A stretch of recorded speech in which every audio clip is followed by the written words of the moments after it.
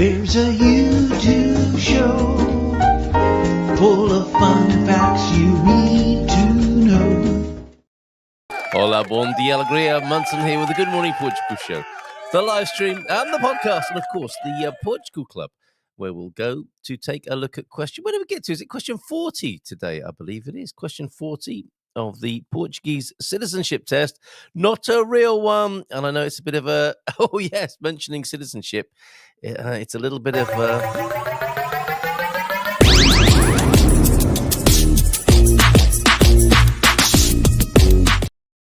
Yeah, I don't know if you've seen the Portuguese's recent videos. He's well miffed about what's going on. We'll have a chat with him, I'm sure. Is that this week? It could be later this week. Always enjoyed talking to the Portuguese. It's really stuck in his craw, the citizenship business and the time change, which I believe is getting closer and closer to becoming his worst nightmare. James Holley joining us at around 8:30 this morning. I'm just trying to see when the Portuguese is next on. I've got Mr. Tony. Oh, not for a while yet. He was on fairly recently, but okay. He may jump on and join in and share his discontent at the citizenship. Not the deadline, but the amount of years that you need. He was hoping for a better compromise, but his recent videos pretty miffed, I have to say.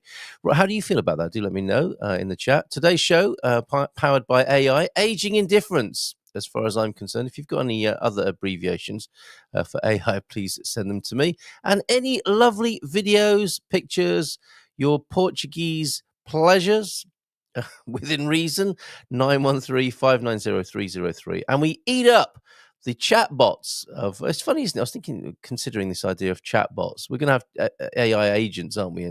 And dealing with a lot more chat bots. On social media, when it comes to chatbots, people have been talking out their bots for ages, haven't they? With everything, not just moving to Portugal and living life in Portugal, but everything seems to have come out of a chatbot.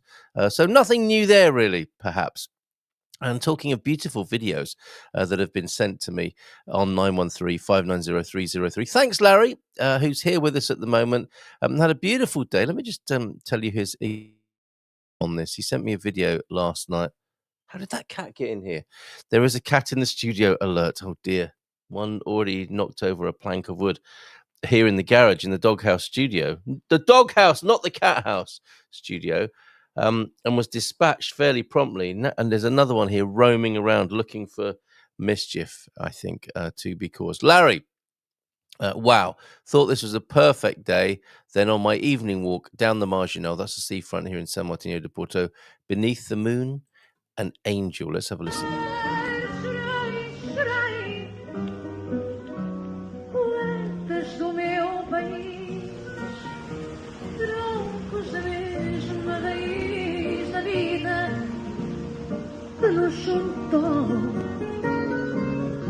E se vocês não estivessem ao meu lado,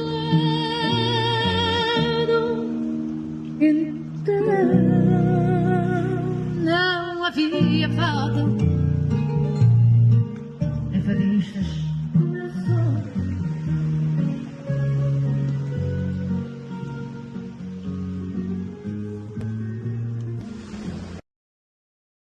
Beautiful shot from the hip on the phone. Absolutely lovely there. And if you fancy singing yourself near the seafront of San Martino de Porto next Saturday evening, I don't think any of us are going to sound as beautiful as that, but we'll give it a go. It's the wine tasting and karaoke, the karaoke juice before the karaoke event next Saturday evening at Solução, the bar in the greatest lawn. I'm going to have to let this cat out, I think.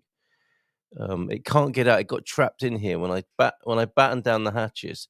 Like we're on a deep sea voyage and there's a cat in the flipping diving bell.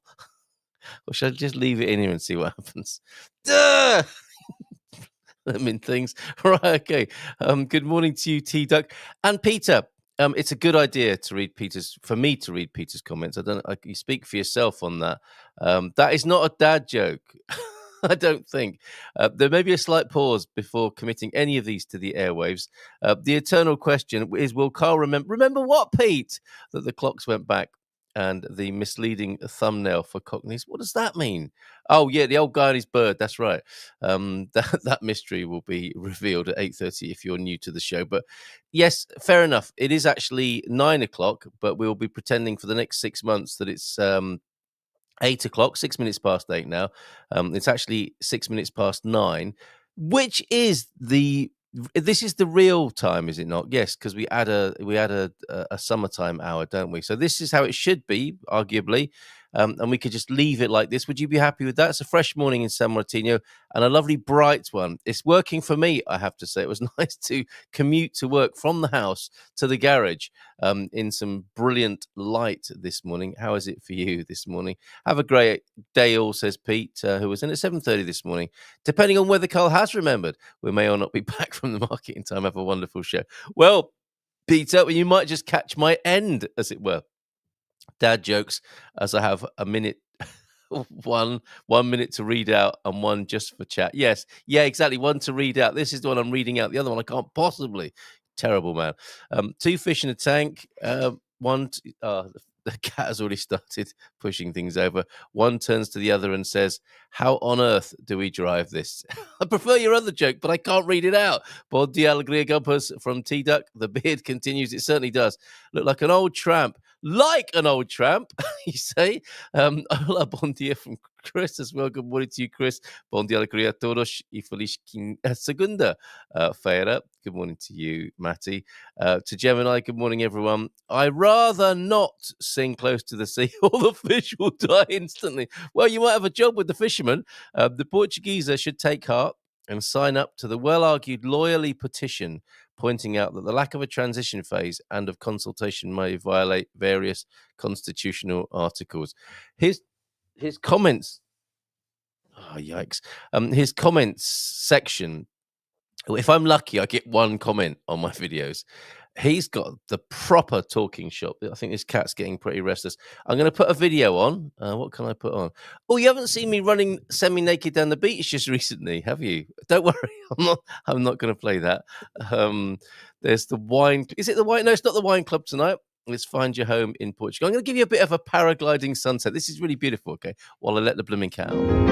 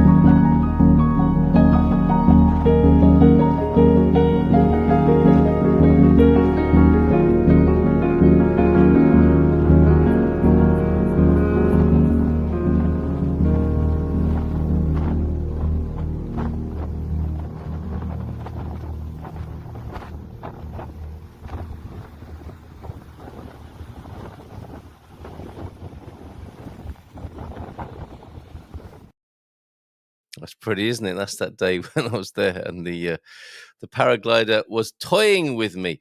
Looks like a Movember. Movember. I'm not doing this for that. Mrs. M said that. Oh, it's Movember. No. Looks like a Movember paraglider with a moustache on it. You're not entirely happy, it would seem, with daylight stupid time, T-Duck, but for different parts of the world to change on different weeks is extra ridiculous. Now I have to do calculus to figure out what time to call my granddaughter. Yes, keeps you on your toes. on British in Portugal, it has been suggested that the new immigration rules are unlikely to come into force before March. Yeah, the Portuguese has slammed his paperwork in, isn't he, hoping for an early result, as they're blatantly discriminatory on grounds of national origin. How can they? Is that like a rhetorical question? How could you? A pearl-clutching moment there, Adrian. I wonder. Interesting times. I have to say, it doesn't bother me too much. Not saying it shouldn't bother anyone else. Do what you got to do. But for me, it's I watch with interest rather than disgust or any other difficult angle or perspective on this. Very interesting. A scorching essay, I would call it, from Antonio Barbosa at the Portugal Club. Blatant intellectual arrogance. He couldn't help but speak out, seeing, I think it's an Expresso newspaper. The founder, of course, died last week. I was going to say a well-respected politician, perhaps by many, and if not everybody. But it seemed to cause Antonio Barbosa to write an essay called Blatant Intellectual Arrogance, prompting me to ask him to be my guest on Wednesday evening, our open-minded, open-hearted conversations beyond the algorithm. And he's talking. He'll be talking. I want to talk about Portuguese values and what they are, given that this seems to. If I share one of his paragraphs with you, I read the article riddled with ideological bias to which Expresso has accustomed me to. And then I read the comments that expose the embarrassing prevalence of uncritical repeaters, those haunted by the ghost of Salazar, fools and presumptuous people who consider themselves intellectually superior simply because they are left-wing. Ooh! Let's see why he's got his panties in a bunch on Wednesday. Of course, I'm making light of it, but there is an interesting conversation to be had with Antonio, who will be joining me on Wednesday evening, not on the morning, as he's usually accustomed, talking about the state of his Mino. He sent me a nice video, so maybe there's time to squeeze his Mino in this morning. But talking to Antonio about the what would we call it? The sort of background political situation. Basically, his point is don't write Shager off. And one thing he does do is I think he calls people stupid, which I struggle with. I don't think that's a great way to have a debate by labeling other people stupid, but maybe he's responding in kind, because that's often a like a trotted out trope. Is that the right word for people who have any interest in Shager at all? They're stupid, and Antonio is pushing back. Not that I don't think he's a Shager supporter. He's just a little bit miffed with some of the knee-jerk reactions, and he says, I am only certain that I will not vote for genocidal candidates or woke progressives. Should be an interesting conversation on Wednesday evening. Not the sort of thing we like to dwell on too much here in the morning show, but certainly a conversation we can have with him. And it will be in the open-hearted, open-minded style to which you have become accustomed. Nice to see Tom at the Portugal Club as well, even though he is talking about the Hinsa Ribeiro bridge collapse of 2001, which is a pretty grisly thing in Portuguese history. However, let's bring it right up to date and then go back into the past, I suspect, with the Portuguese citizenship test question number 40, which would be my jingle, make a great jingle if I had such things. Should we have a Portuguese citizenship test? We could dust down the old, do you remember the barbershop version of the national anthem we used to have? When the prof used to be with us before we fell out, and he got a bit eggy. But fair enough, you know, he voted with his feet, and I'm all for that. If this doesn't please you, you shouldn't be here. We're on the 5th year living in Portugal. Our residency renewal is coming up in 6 months. Not taking chances. We've already enlisted Carla EI to do the heavy lifting. Well done. Survive challenges. This looks like the animal rights law, which has had provisions struck down 4 times and counting. It equated animals to humans. Gerongonga, a contraption coalition. Oh, a Gerigonga, a pan-led law. And then there's a bit more to come, I think, on that. Well, a wiser man than me once said, it's hard to imagine a man wiser than you. However, there is no cure for stupid. I can't do it. I mean, people say what you might see as stupid things, but and they might behave stupidly. But to write anyone off as forever stupid, I think, is the beginning of the end. Because there may well be someone out there who thinks that of you, and it's not a great start to any peaceful and great world that I would want to live in. Anyway, maybe I'm too idealistic, but I don't care. Bon dia, says Mel. It suits me to be. Do you know what? Yeah, if I think, hold on a minute, shall I hold out for a peaceful, collaborative, and positive world? Nah, Sounds terrible. I'm going to get stuck in and criticize people and be nasty. And yeah, that's much better. But maybe I'm being a bit binary and polar there. Maybe those are not the only two. I'm certain they're not the only two choices. I've made myself giggle and cough now. Excuse me. I haven't even finished my tea. Sorry, did I press the mute button then or not? Or did you get all of that? All right, where are we with this blooming question 40? Oh, there's another mystery to be revealed. I did say to you, did I not? I was going to reveal the mystery of Sarah's whereabouts. We've got two of those running at the moment. And this question 40 of the Portugal citizenship test question. What is it this morning? Let me just give you a quick preview of that before we resolve where Sarah was in the last couple of weeks. What is the... we're talking about tarts this morning. That's bad timing. Okay, what is the name of the traditional almond tart from the Algarve? So that's where Sarah was, down there in the Algarve. Let me just bring this onto the screen for you. I will do it in just... Oh, that's 41. I've given the game away for tomorrow's question. Which region is known for its black pottery? I don't know the answer to that. We'll come back to Algarve tarts tomorrow. And today, nearly got myself mixed up there. Today we're asking the question, what region is known for its black pottery? I don't know the answer to that. I will do, I'm sure, by the end of today's show or soon after.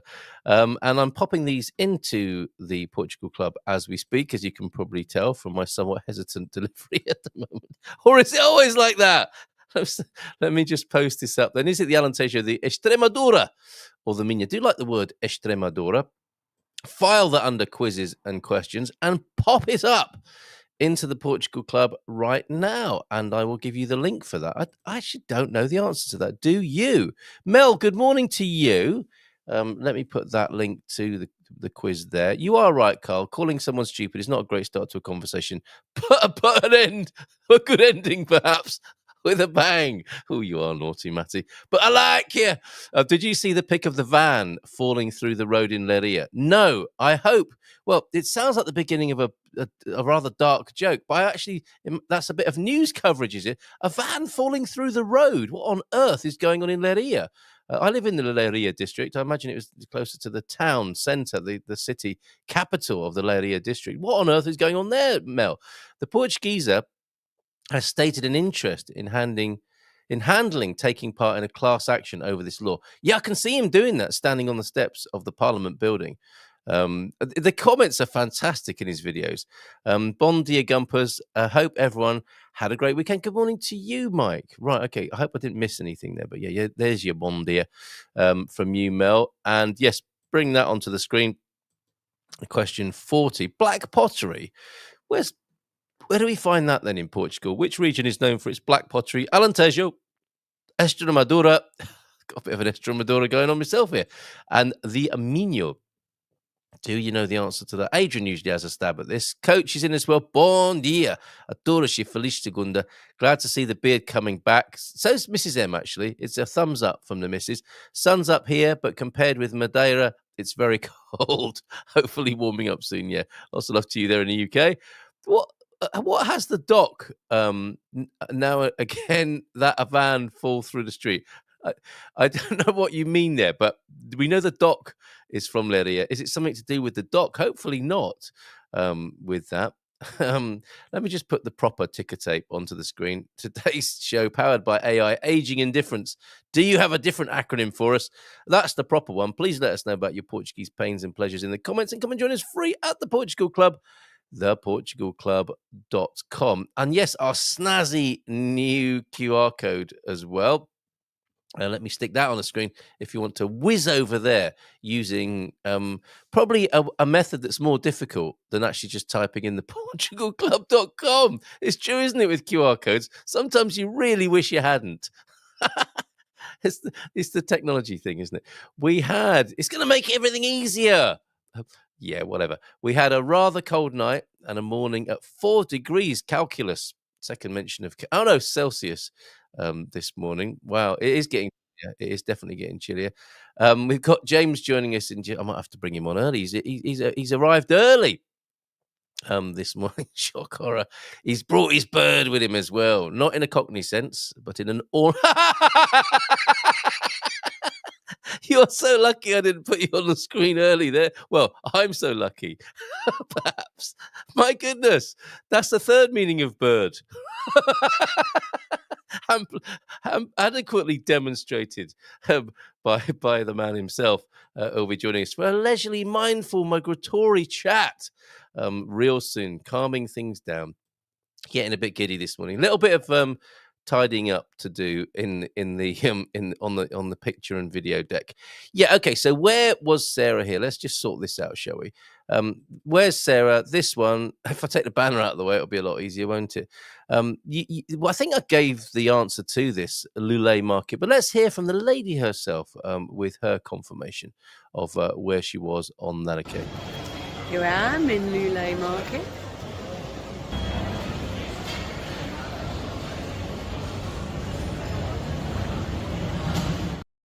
Very nice. I do like Lulay Market. I have been there, stayed in a hotel overlooking Lulay Market. Lulay is a really nice place in the Algarve. And the next, where's Sarah? Have we got this? Yes, we have. I've augmented this somewhat. Where's Sarah, this current guessing game of her location? Because she gets about the country, does Sarah Davey of Spartan FX. Thanks for the gilet, Sarah. Yes, a giraffe. Do you say giraffe or do you say giraffe? There is a place here in Portugal where she has been spotted next to the giraffe poking out of the bougainvillea. Not a metaphor. So where do you think that is? Another beautiful day in Lisbon, says T-Duck. 16 degrees centigrade right now. Going up to 23 later. Beautiful autumnal wintry day. Is it still autumn? There's a big difference, mathematics joke, between Celsius and calculus. There is. Who doesn't like a bit of maths joke first thing in the morning? Well, it's a very mathematical this morning, isn't it? Because people are trying to figure out what time it is. That sort of thing, getting all their instruction manuals out for their cookers and their cars. Other things, it's getting better though, isn't it, in terms of clock changes? But do you trust it? Did you double check that your device, your laptop and your phone had actually done the right thing for you this morning? Visuals then, tonight we've got the Find Your Home in Portugal show with me and Ben Austin, which I enjoy a great deal. I have to say. A nice little meme, the Portuguese Why Can't I Ever Lose Weight starter pack with a well-meaning grandma eating his strength and like bread with everything, cheese, butter, soft drinks, wine and beer, and that fridge and those sausages and going to the padaria. James nodding in agreement with that. Oh, here's a thing that I've been meaning to share for a little while on this matter of... Oh, no, that's not it. Come back to the Virgin Sandwich tomorrow. Did somebody say sandwich? This was the thing that's been on the picture deck for a long time, actually, which perhaps sings the praises a little. I think it is some Canadians input. Yes, the same people, different angle on life. Not a Virgin Sandwich, but as the government supported by populist party Chega is preparing to restrict immigration, a study has shown that reducing immigration to zero would mean pushing up Portugal's budgetary effort to 10.8% of GDP, meaning a further 7.9% of GDP supported by the existing population, as the government would have to cut both services and raise taxes to ensure the sustainability of public accounts. In other words, in simple terms, the average person would have to fork out an extra, if not for the immigrants, fork out an extra $1,700 per year in taxes and contributions. And typically, with all debates about immigration, people coming in from different angles. I think some people would say it's a quality rather than quantity matter, and vice versa. A theme that we will no doubt pick up with the amazing man in the Minho on Wednesday, Antonio Barbosa, when I have a chat with him. Beyond the algorithm. There is one more meme which asks questions like how to tell you're an adult. But I'm going to go through this with James because we're going to have a laugh about this, aren't we? Everything hurts. Everything feels like a chore. Oh, do I have to? You become a teenager again. You have a favorite spatula. How sad are you? Am I? Yes, I do, actually. You're always annoyed. Stop it, you idiot. College students look like 12-year-olds, along with police officers and other members of the public services.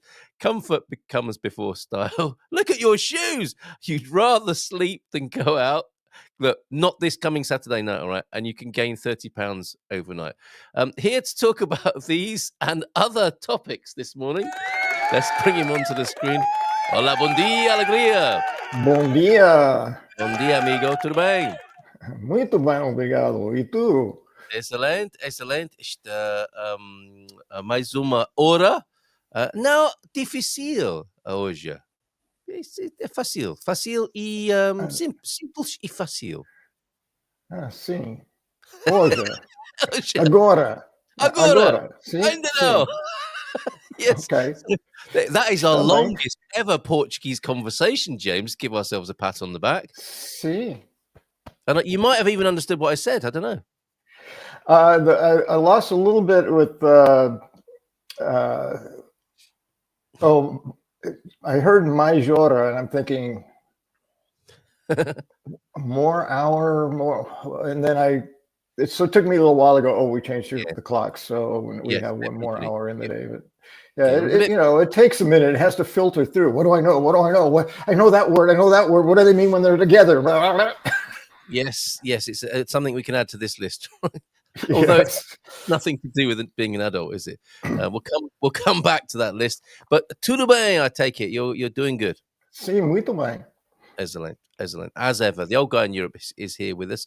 He'll have his Portuguese bird of the month, and of course, our catch up. See how life is going in Espanha. I can't believe you did that. See how life is going in Espanha. So, what's new then, mate? New, mostly different. I mean, things change every day. I'm still in Espinho, still loving it. I traveled on the train to Lisbon, and then from Lisbon got picked up by Sidonio and Luisa. Oh, nice. To go into Ericeira and spend a weekend in Ericeira, which is all on my latest An Old Guy in Europe episode from Friday, number 72. I managed to get a 3-hour train ride compacted down to about 10 minutes. So I thought, well done. Well, I didn't film. I'm sorry. Oh, I see. Right, with the aid of your camera, not in real life. Yes, not in real life. As a matter of fact, I advertised that in my introduction as the benefit of watching the episode is if you ever wanted to take a 3-hour train ride but didn't have the time, here you go. Yeah, this is lovely. Do love gated train rides. Yeah, this is great. Yeah, and it was at sunset, so most of the footage was of the sun going down gradually. Oh, that's beautiful. I'm doing a little snippet. I don't want to do a spoiler, but episode 72, great work. Consistently knocking it out every week, putting some other YouTubers to shame. Slow and steady wins this race, right? I guess. Although I'm not racing, I'm just walking, enjoying the leisurely stroll. So yeah. Well, I'll put the link to it just in case anyone hasn't subscribed to you. They can do so this morning. The Old Guy in Europe's YouTube channel. Are you still enjoying it? I'm guessing you are. You're into the habit of it now. Yes, well, in the general sense, I love being in Portugal, and I have pretty much since arriving. I'm loving being in Espinho for all the reasons that I made the change from Ericeira to Espinho, primarily that I'm getting out a whole lot more. Access to the ocean is much easier for me. I can get everything I need to get done in less than a 10-minute walk to where I need to get it done. And at the same time, working out some of the bugs for me of the culture and of the, administrative bureaucracy and things, postal delivery people who just don't want to. So they just go put it back at the post office. So you have to go get it, that kind of thing. And learning, where do I go to get my package if it's not at the post office, and new information that doesn't really tell you anything other than the name of where your package is located. So you have to figure all that out. Where is that? There's 2 of them. Which one is it at? Does this message tell me what maybe I need to translate everything into English so I can understand what they're trying to communicate to me in the instructions. Still no clearer. So then a lot of wandering around and trying to figure it out, and ultimately ending up at the post office and going, por favor, ayúdame. Him again. Yes. Although I have gotten to know 1 or 2, especially one of the post office staff, Senor Bruno, who helps me. I managed to pull a number and get him frequently, so he's very familiar with me now. And he speaks a little bit of English, and I explained to him early on that I only speak very little Portuguese, and we work it out. And he's like the Portuguese, and this is part of the real positive aspect that has really worked for me. You know, the anecdote is if you ask a Portuguese for directions, they'll take you to where you want to go. In this case, I was in the post office. I was explaining to him in my broken Portuguese and his broken English that this package had been delivered to something called Holley, and I figured out what that was. But the only one I could figure out where it was way, 2 kilometers away. Yeah. And I went there and it didn't work. And he said, no. And he said, here, he said, you wait. And then he went around through the door, came back out the door, said, follow me. And he took me outside the building. So this guy left his position from behind the counter, walked me outdoors down the street just a little bit to the end of sort of the post office part. And there was a parcel delivery system called Holley right there. So that was the one that made more sense. Except I went inside the post office to look for it. And the photo I had, they were all orange doors, and I didn't see any orange doors anywhere. All I saw was post office boxes. And I'm going, that's why I went to the other one. And ultimately, I walked past those boxes many times as I went to the post office, but I just never saw them because they kind of blend into the building. It's like they're camouflaged. You don't see them unless you're looking for them. And even then I was looking for them. I was just looking in the wrong place. Now those have purple doors. The ones at the first place I went had, I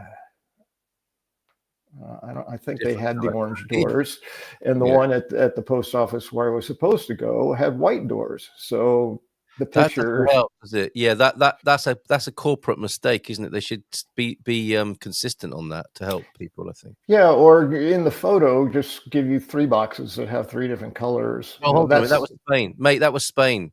My bad. Okay, well, either way, it still looks the same.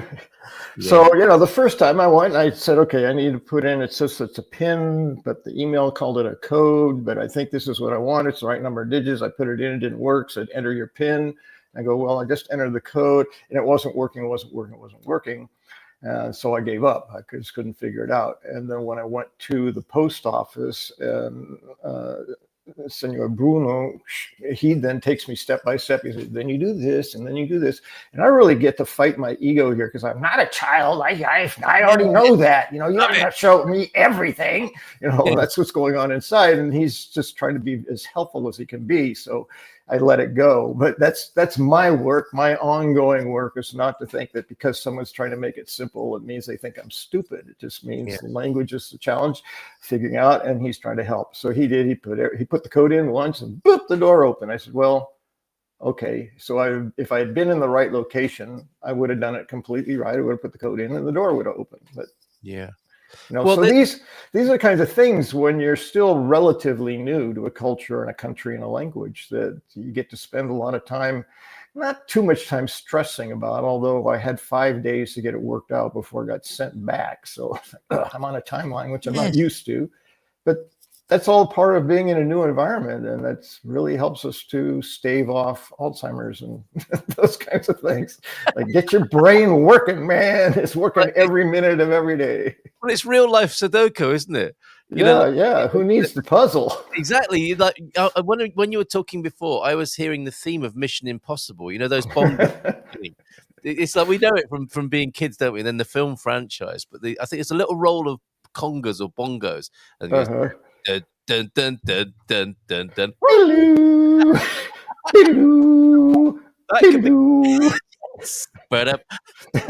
Can't stop there. Just do the whole theme. That's everyday life, isn't it? And the funny thing is, another image is Snakes and Ladders, because you're taken way back, aren't you? That sort of ego blow. It's like it takes you right back, doesn't it? It can take you back decades rather than just back to last week or when you first arrived in Portugal. The feeling of that is quite immense and something to behold within ourselves, I think. Yeah. Well, you're right. The feeling is there, but it no longer controls my actions. It doesn't even really influence well my done. actions. I'm just aware that it's going on and saying, okay, be quiet. You'll be all right. You'll figure it out. And say, Yeah. all right. So, they're just trying to help you. Just let them help. That's what they're doing. And Absolutely. You need help. You need to admit, and this is, I don't know if this is an American thing or a human thing or what it is, but maybe it's a man thing, asking for help means you're weak and you're stupid, so it's like, you just got to let that go. It's like, yes, I do need help and I haven't been able to figure it out. And even though now that I know where the boxes are, I can probably do everything and do it right. He's helping me. So just let all that process inside my head rather than going, I know, here, get out of the way. I can do it. Yes. How very dare you, sir? Yes. Clearly, you do need help, sir. All right.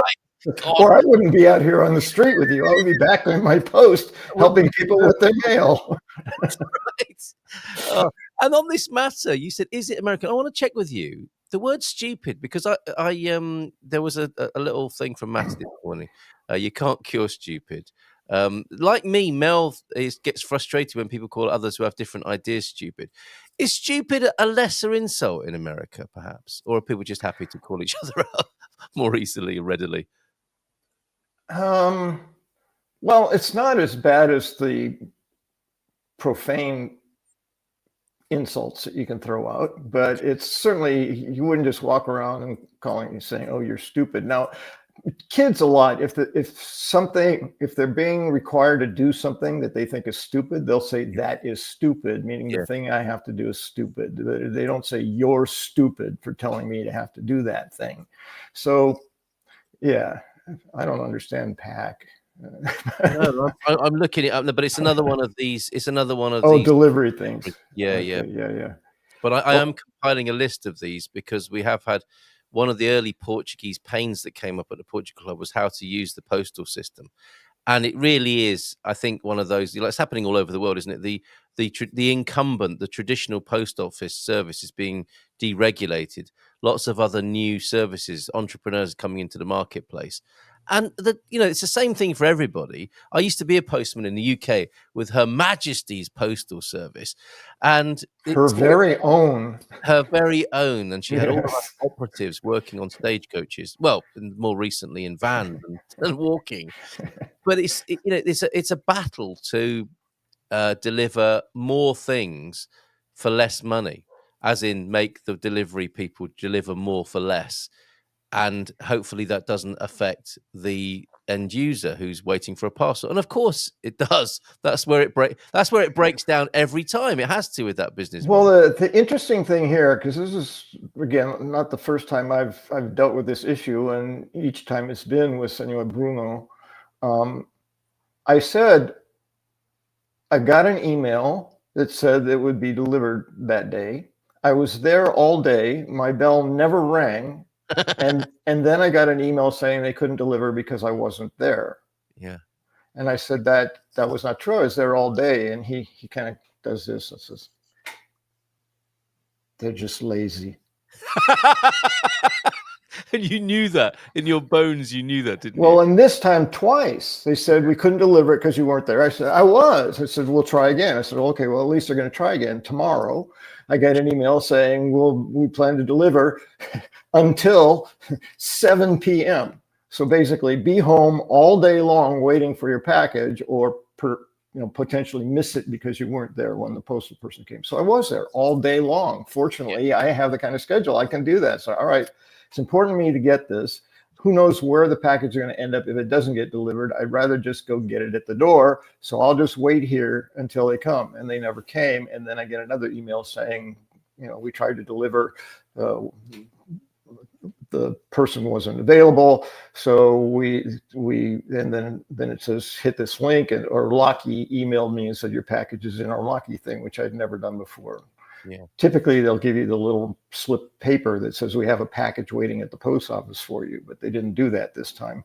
So I told Bruno, I said twice, 2 whole days. And he said, and he was struggling for the word this time. I said, lazy? He said, yeah. So, well, this wasn't even a function of cost or reducing staff or anything. They had it in place. They had the system. It actually cost them more because they had to attempt to deliver twice to my house, or should have attempted twice. So they're paying someone to do that who isn't doing that. Yeah. Well, in defense of the postie, I think they have too many parcels. They just Perhaps. give them more and more to do, and they, you could call it lazy, but you get to a point where you think I've got hundreds of packages and parcels and letters to deliver, plus all the junk mail, because they do that as well. That's how they always get my junk mail. Yeah, that's because they get paid to do it, and you get in trouble if you don't deliver that one, more so than you do if you don't deliver the important things to people. That's where we're at with this. The meds. Oop. Yeah, that's where we're at. Deliver the meds, but here's your junk mail. No, yeah, exactly. Yeah, your prescription's gone lost somewhere. It's in a locker somewhere that you don't know how to use. Meanwhile, your latest brochure from Intermarché. Here, right there on time every Tuesday. Exactly. So I think the radical approach to this, T-Duck is taking this route, as you might say. I chose to stop ordering online. So he said bad luck. The package lockers in Lisbon are almost always full. Please choose another option. Park. Is that a play on words? Like you park your parcel up? We've waited. Or they're so full we just pack it in. They're parked. We've waited home all day for a package many times, only to get a message later in the day saying they couldn't find their address. Yeah, that's that. Sayings that should be a disciplinary offence, basically. That you didn't even try, having made people wait in all day. It's awful. Look, this is truly radical. I'd rather drive to Spain to buy something instead of waiting home all day. So it looks like T-Duck has stopped ordering things online because of this problem. We've been sitting on the patio watching the street when the email popped up saying they couldn't find the address. Yes. Well, where are you? No more. They're invisible. Yeah. I was just intuiting that I wouldn't be able to find your address. Okay, yes. I'm very psychic and sensitive in this way. Wow. And Yahamar, I thought that was another postal service. It's an alternative to saying someone is stupid. It means you're donkey, apparently. And I'm trying to get a grasp of this. The American use of stupid, because you might say in England, oh, don't be so daft, which wouldn't be such an insult as like, don't be so stupid. That's a real escalation when you go to stupid in the UK. Maybe it is in the US and people. Yeah, well, it's fine. I think it's in that context. It's similar to daft or daft. Yeah, to say, oh, don't be stupid. It's not like I'm saying you're stupid. I'm just saying, you're daft. Yeah, plonker. Plonker. Yeah. But if someone says, like I think calling someone an idiot in America is probably stronger than calling them stupid. Yes, but very funny, T-Duck. Calling them stupid as an insult is not a good thing, no matter how you cut it. Yeah, okay. Where I live, there is a door person, but that conjures up quite an image, doesn't it? A door person. Do they look like a door? Don't shake hands. You just grab the. Anyway, but they aren't allowed to sign for. What? That was new for me. I mean, that's what your concierge is for, isn't it? That's what you're paying for. The concierge where I live in Boston, and they're allowed to sign for me. You would give them that agency, would you not, as part of the value package? Yes, there you go. Dumbass. Again, probably not to be given out freely. And not to be confused with Jan Hammer. The musician. Oh, really? Oh, yes, of course. Oh, he's had to cancel all his gigs in the Arabic world. Yes. It's not Jan, it's Ya. Ya Hammer. No, it was my name. No, we can't let you in, sorry. Right, where were we? Oh, other things, and that meme as well. So you lovely train rides. Oh, how was it going back to Ericeira? Because this idea that the best mirror is an old friend, I find that with places as well. Are you a changed man and having popped back to your virtual parents' home in Ericeira and the old town? What was it like? It was wonderful, and it's a very, very small, subtle difference. Is I'm no longer a tenant, but I wasn't really a tenant when I left. I was a family member who lived in the studio. So that's why I say very subtle. But the energy, in terms of access to the house, it was just sort of an unspoken. It wasn't like, well, they.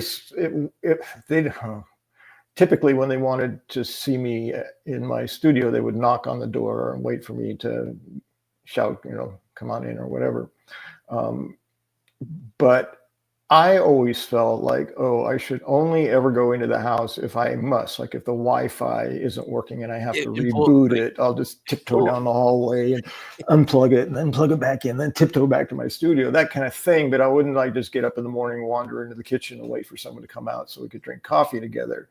And it was more like that when I went back.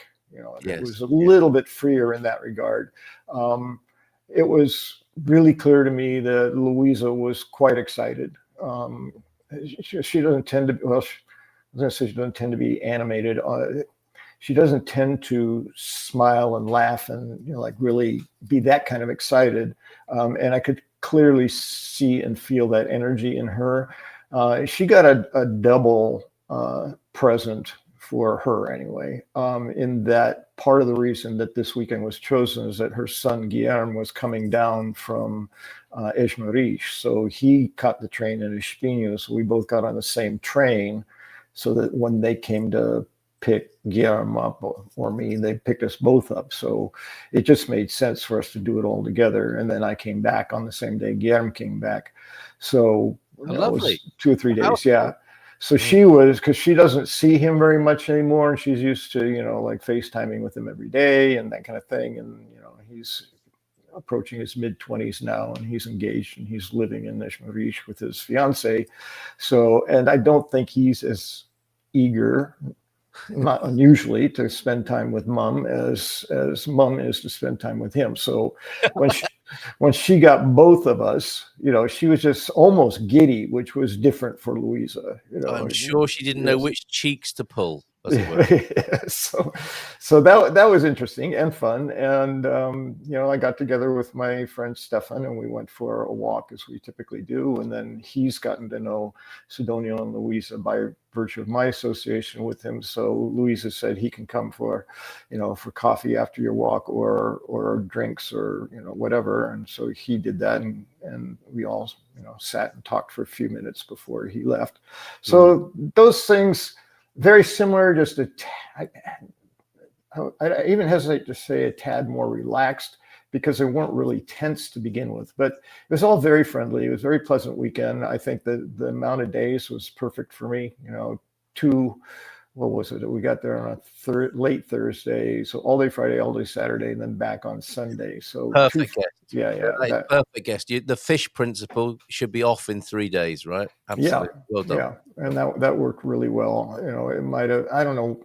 I can't even project what it might have been if it was longer, because it was all great for the amount of time that it was. So. And did you see a change in yourself with this familiar setting? No, not really. I think this is one thing that Portuguese and many Europeans get faced with people from the United States is we tend to be more ourselves everywhere.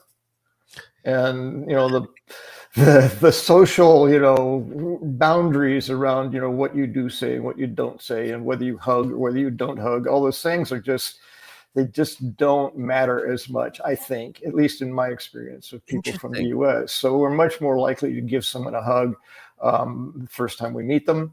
And Joel Ferrero was funny because he said, "Oh, you Americans, you hug. That's so intimate. We kiss on the cheek. That's not anywhere near as intimate." And it's like, what? Okay. And Americans are like, kiss on the cheek. That's like, oh my God, they're not my girlfriend or boyfriend or something. Yeah, you're not my mom. But that was a real look into cultural differences. You know, a good solid body hug is not that unusual for people from the United States to offer strangers who they're being introduced to. The handshake, I kind of wished would have gone out with COVID. You know, I'd say I'll live with the fist bump for the rest of my life. That's fine. Shaking hands is just like, but that was too ingrained in the cultures. They went right back to it as soon as they said, "Oh, COVID's gone. Our hands are no longer contagious." It's like, okay, but I'm just saying the formalities of Americans, the expression. I can hear Americans blocks away because first I recognize the American accent of their English, and secondly, they tend to be pretty loud. Why is that? I don't know. Chalk it up to exuberance, or I don't Yeah, know. you're not being embarrassed to be alive, maybe in the British sort of way. Yeah, you're just fully, Self-expressed. in more ways, more fully expressed. Yeah, at least, and sometimes the friendliness is a put on. They may feel anxious inside. They may feel quiet, but they know, ooh, I should be friendly, so I'm gonna, put on my friendly self and put that out there. Yes. As And they opposed do to, great. the British may tone it down. So we're Yes, strangers, we should be very calm and polite with each other. And I think that's more Portuguese as an approach as well. So it's not unusual. Have you seen the Harry Enfield sketch of two American tourists going into a British transport cafe? I may have. I'll find it for you. Yeah, Hey, yeah. how are you today? Yeah. It's it's brilliant. We can catch the bus right over here. It's great. Very caricatured, of course, but great fun. Now, you could describe that as the mating call or just the territorial call of the lesser spotted American expat here in Portugal, which segues us very nicely, I think, into Nothing birding. like an intentional segue. Right. Would you like to see your bird in flight or perched on a rock? Let's start with the perched one, just because I think that's how most people are going to recognize it. What do we And got? again, I will remind you that the birds that I'm sharing are birds that I have personally seen in Portugal while I've been in Portugal. I recognize this bird and this profile immediately because a cormorant is a cormorant. And that I just saw it. I said, that's a cormorant. I said, now, what kind of cormorant is that? And then I spent a little time looking it up. My bird app called it a corvo marinho como, which is a common marine crow or raven, a common marine raven. I said, so I looked up corvo and I said raven. So then I switched it and I looked up cormorant and I said cormorant. So I don't know. The birding app called it a corvo. The word corvo means raven and cormorant translates to cormorant, not to be confused with camarão, two very different things. The only difference in cormorants is their size and their coloring. This is a pretty big one, very similar to what I think in California, they were just called black cormorants. They had 2 or 3, but you can only tell size differences if they're all lined up with each other. It's like, is that big or small for a cormorant? But the profile there, which is why I chose this one, and the stature is all virtually identical. The bill on it, the neck on it is long, and the feet are very far back because they're not designed to fly. Really, they can fly, but they have huge wings like that for their body size because they tend to spend more time in the water. And their feathers are not as water repellent because they're intended to be able to fly underwater to catch fish. Okay. So their wings and their feathers will absorb the water to keep them less buoyant so they can go through the water. And their feet are so far back because that works more like now I'm forgetting the name, but the thing on the boat that makes it go when it's motorized. The rudder? No, the rudder steers a boat, and I'm struggling for the motor. the actual big blades that spin. I can't believe I can't remember that because I was in the Navy for 2 years. It should be ingrained in my brain, but that's right. Anyway, they're designed to basically fly underwater and propel themselves with their feet so reared back. So when they're standing, you can see their feet are almost directly below them, where most birds are, more toward the mid body and they're bent over. This bird is upright, almost like a human. So that's all about why and how they look the same. The prop is what you're looking for. Well, the feet and the profile itself, the bill is very unique. You don't see that shape bill, and these birds in Asia anyway are commonly, well, maybe not commonly, but they are used for fishing. Yes, I've seen that on a rope. Yeah, they'll put a collar on the bird that doesn't allow it to swallow the fish. Oh. So they set it in the water and let it be hungry. So it goes fishing. It goes to try to eat, and it tries to swallow the fish, and it won't. Then they haul it back in and pull the fish out of its beak, which all feels a little cruel. I'm sure they Yeah. feed the bird I after, hope so. Yeah, but it ain't going to go hunting if it's been fed, right? So right. It's like, keeping that no alive. thanks, I'm full. I'm gonna wait till tomorrow. Yeah, yeah. So, but that's a human use of the bird, which I like wild birds because they're wild. So Yeah, yeah, absolutely. So, bird of the month, then James's bird of the month is the cormorant. We would call it. It looks like the sea crow or the sea raven, doesn't it? It's being yeah, called. the common sea raven. Yeah, which is a great name for it. Corvids are that whole family, are they not? Of crows, ravens, and so on. And you can understand why it would be called. Jays.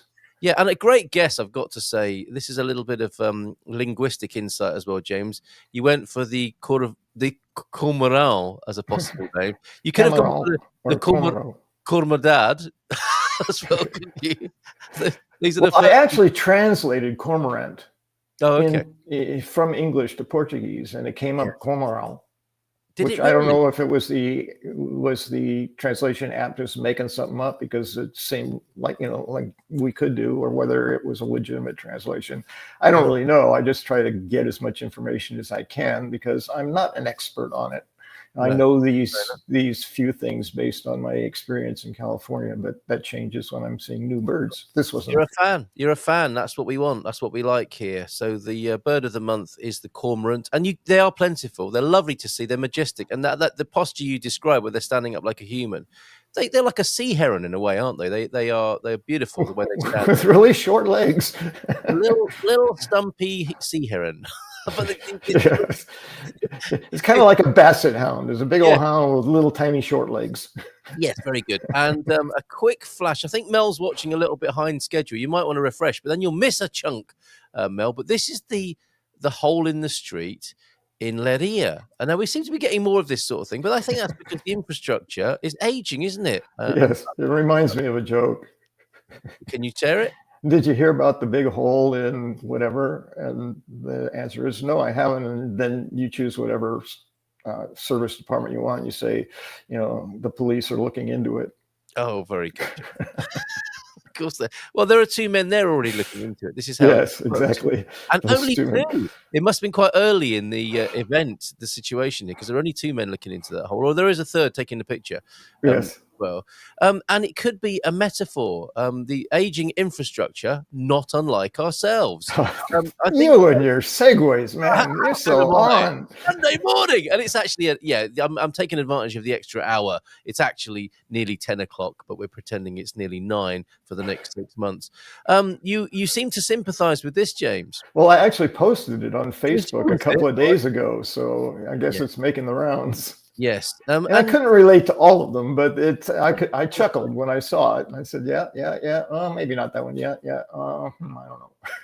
Do you think let's go through them quickly in the last few minutes we have. Do you think it's a necessary part of aging that everything hurts? Absolutely not. No. Well done.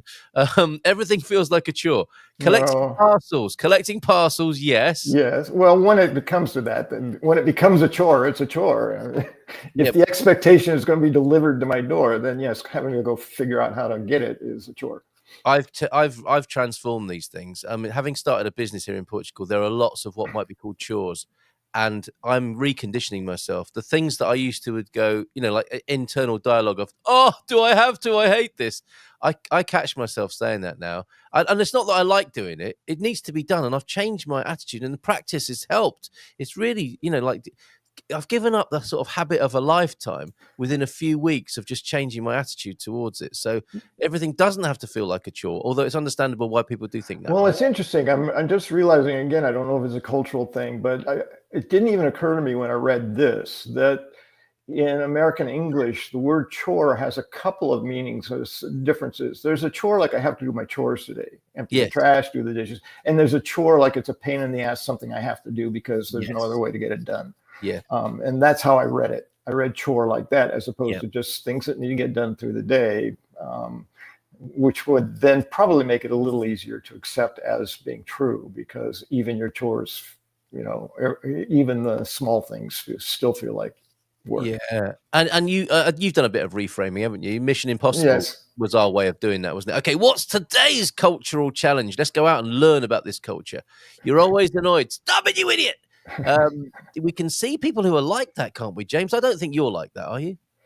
No, and I think that's, I mean, it's often associated with aging, Yes. cranky old people. But Cranky old people. I have been conscious about that aspect and never wanting to be that. So then in the positive framework, how do I want to be? So I look at kindness, I look at, compassion, I look at, helping people, that kind of thing. So I don't tend to be as annoyed as I would anyway. And when I do, it's almost always in my brain for a minute until I work it through. It's not, I don't approach most people in an annoyed manner because I manage it. I was going to say good for you. Good for us, basically. Yes. Well, and spatula, you missed that one, but it's I laughed at it because everyone has a favorite something. If it's not a spatula, it's a spoon or a coffee cup or a screwdriver or whatever. I think you're right. No, if you're going to have a spatula, I think people do have a favorite. It's not like, I don't really care. I think people do have favorite spatulas. And I saw another meme the other day about the favorite ring. The left bottom corner ring on a hob, it tends to be the favorite one. It is in our house. Interesting. I don't know if you find that as well. College. I have one ring and I have one spatula, so they're both my favorites. Yeah. Okay. Well, that's pretty straightforward. Yes. Obviously, younger people are going to look increasingly younger. Yes. Are they not? Yeah. I shook my head and giggled at that one for sure. Yes. Comfort comes before style. Those leather shoes that used to hurt a little bit, nobody's bothering with that anymore. Trousers, just give me some jeans. I'll wear the denims. Give me the sweats when I'm at home. Tracky bottoms, that's right. Yeah. Tracky bottoms, walking about with your spatula and your tracky bottoms. And your slippers. I mean, that's all cozy. That's indoors, of course. Yeah.